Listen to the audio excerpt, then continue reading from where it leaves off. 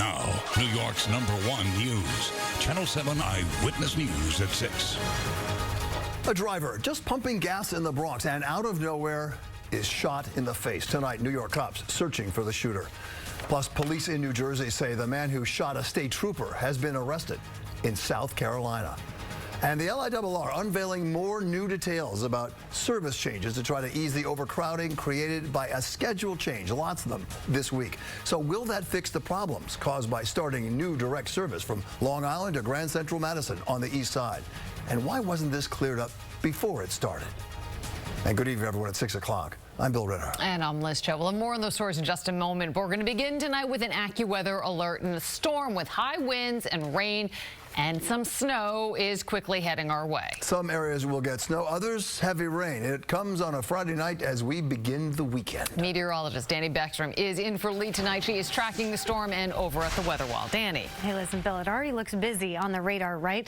Fairly light at this point, but the intensity going to pick up as we head into late tonight. Want to zoom in. Looks like light rain filling in for Long Island. Same for the city. Maybe a little pocket of clearing right over Staten Island. That's going to eventually get to the city, but it's short-lived. Then just north of the city, it looks like a good boundary going to be I-287, just as we expected in terms of rain versus snow. It's fairly light at this point. I-84 seeing steady rain for Sullivan, I should say north of I-84, for Sullivan and Ulster County. But even these areas could transition to a bit more rain as we head into the overnight hours. Really heavy rain on the way. This is the large storm system all shifting that precipitation toward us. So the weather headlines here for our AccuWeather alert night. Snow and sleet continue north and west into tonight. The city could see a wintry mix at the onset, but transitions to heavy rain as we move into late Friday night. We're talking 10, 11 p.m.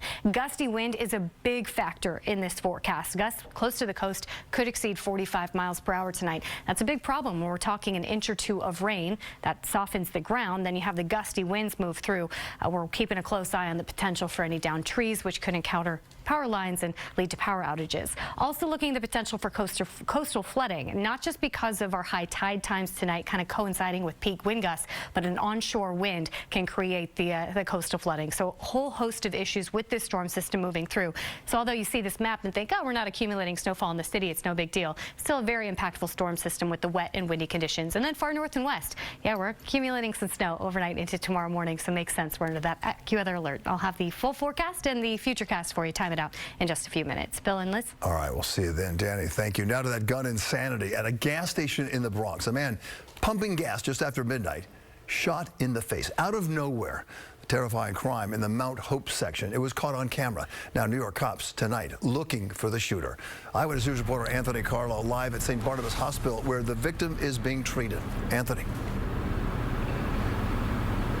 Yeah, well, Bill, that video just terrifying to look at, especially if you're going to gas up your car. And investigators, well, they have no shortage of video. They've got both the suspect and his getaway car, a white Mercedes-Benz, on tape. As for that victim, a 51-year-old man, well, he's recovering tonight here at St. Barnabas Hospital in critical but stable condition after being shot in the face. Well, it's easy to understand those customers' concerns. As for the investigation, it's still unclear if the gunman and the victim knew each other. But again, that gunman on the loose at this hour. Police are looking for a white Mercedes-Benz and that 51-year-old man recovering. A story that is terrible but could have turned out a lot worse. We're live from St. Barnabas Hospital in the Bronx. Anthony Carlo, Channel 7 Eyewitness News. Indeed. Anthony, thank you. There are new developments tonight in the shooting of a New Jersey state trooper in Paterson yesterday. Investigators say they arrested the 28-year-old gunman in South Carolina today. The trooper is recovering from a gunshot to the leg. Eyewitness News reporter Darla Miles is live in Newark, where state authorities held a news conference late this afternoon. Darla. Liz, Jokeese R. Timmons is from Paterson, but investigators say he quickly fled to South Carolina to try to evade arrest. At a press conference here this afternoon, the Attorney General said Timmons was already under investigation for one crime when he started shooting at state police. Now, this afternoon, the Attorney General said when they were being fired upon, neither state trooper returned fire once during those gunshots Thursday morning. Now, as for Timmons, he faces 2 charges of attempted murder. He also faces 4 charges of aggravated assault and weapons charges, and they say he is the only suspect being sought in this shooting. Reporting live from the New Jersey State Police Barracks in Newark, Darla Miles, Channel 7 Eyewitness News. Darla, thank you. Also developing in Paterson, the investigation into a deadly police shooting. It happened this afternoon near the intersection of Mill Street and McBride Avenue. The shooting is unrelated to the New Jersey State Trooper who was shot yesterday that Darla was just reporting on. Police have not released the circumstances that led up to the shooting. Paterson's new police chief was sworn in just a few hours before the shooting. Get ready for more slight tweaks to ease the big problems of the LIRR's new train service from Long Island to the east side of Manhattan. The LIRR today announcing more service next week to deal with this overcrowding. Now, of course, many riders have been furious after changes made this week to start direct service from Long Island to Grand Central Madison. But will the extra service fix the problem for people still commuting to the west side of Manhattan? Eyewitness News reporter Stefan Kim live at Penn Station with the latest. Stefan. Well, Bill, after a week of complaints from LIRR commuters, the MTA has heard their pain. Changes are coming, and while that's good news, obviously, for most riders, not everyone is convinced that the changes will make things right.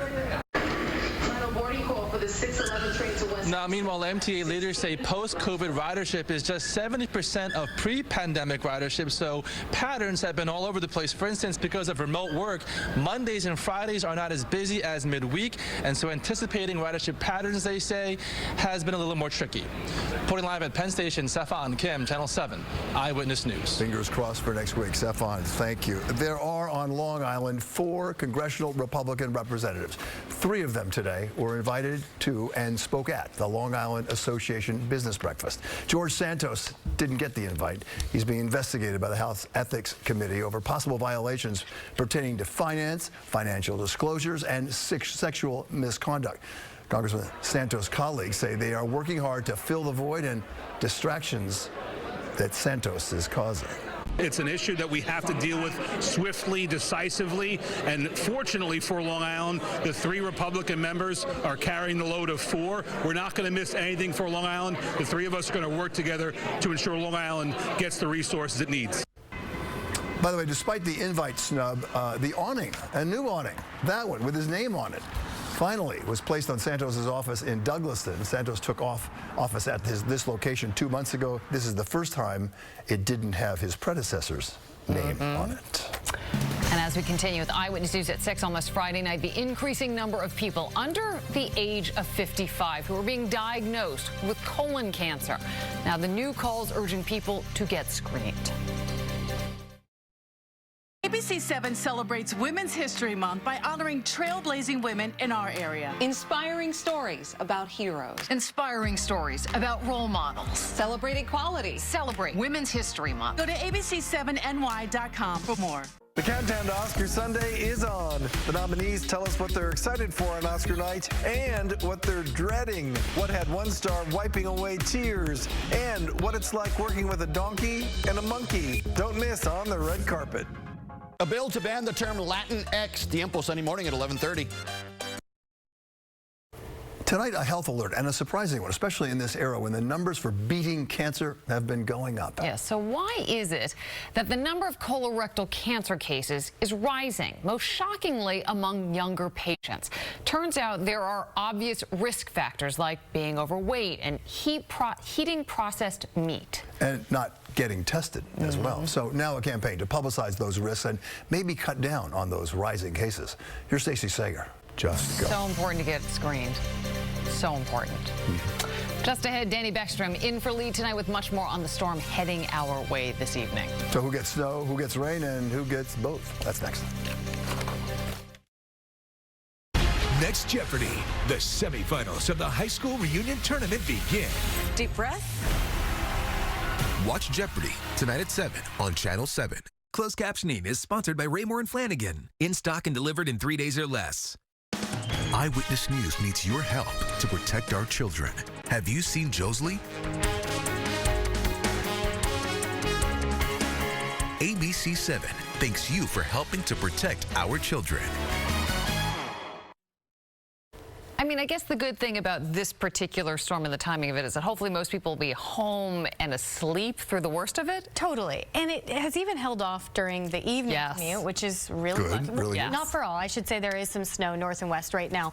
But the timing is mostly best case scenario because it's when the majority of us are asleep. But that's not to say it won't be a mess tonight with the rain, the wind, the sleet, the snow, depending on where you are. 41 right now, a few showers in the city. Looking at the radar, you see it looks really busy, but as we zoom in, take out the satellite, kind of helps to clear things up a little bit. Light rain falling over the city in Long Island, the radar having a hard time picking up. But north and west of the city, just as we expected, that's where we're starting to see the steadier snow move in. Still some spots more of a rain-snow mix, but it's generally north and west of I-287 that we're seeing snow for the higher elevations, and we have several more hours to go. This is what's heading our way, this mess of moisture, so we're really just getting started, and the bulk of this arrives as we approach midnight tonight. So looking at the primary threats, even if you're not near the coast, some localized flooding can't be ruled out with the heavy rain. Gusts are going to cause some issues, slick conditions north and west with the snow and the sleet and the ice. You see hour by hour this takes us into sunrise tomorrow morning. It is an AccuWeather alert tonight. Temperatures are actually on their way up. Tomorrow we'll cap it in the mid-40s. This rain wraps up really early in the day. Can't eliminate the chance for a flurry, but not much of a precip problem tomorrow. It's just the wind, so after we get through tonight, looking better for our Saturday. Okay. Sounds good. Thanks. Thanks, Danny. Sam's next with sports when we come back. We're next here in New York. The ABC News exclusive tonight. The juror inside that room finding Alec Murdaugh guilty. What it was that he says sealed his fate. Also, the storms headed into the Northeast tonight. Tornadoes and straight line winds already. And the families riding in snow. Help us. Next. If you're a critic of baseball's new rules, you got to watch Sam's report. You're not a fan of this. No, I am not. Are you? No, 1 week of spring training games in the books and 1 week of getting used to that pitch clock, which made for an eventful day with Max Scherzer getting the start for the Mets against the Nationals. Good for her. Good for them for having the courage to stick with it and go out there alone and do it. Even if they don't have the support. Of anyone else. Yeah. It's like the people who want the old rules back in baseball. They have to stick to it. I don't know who could want that. That's it for us for now. Thanks for watching. World News Tonight with David Muir is coming up next. Eyewitness News returns tonight at 11 o'clock. Have a great night. Stay safe out there.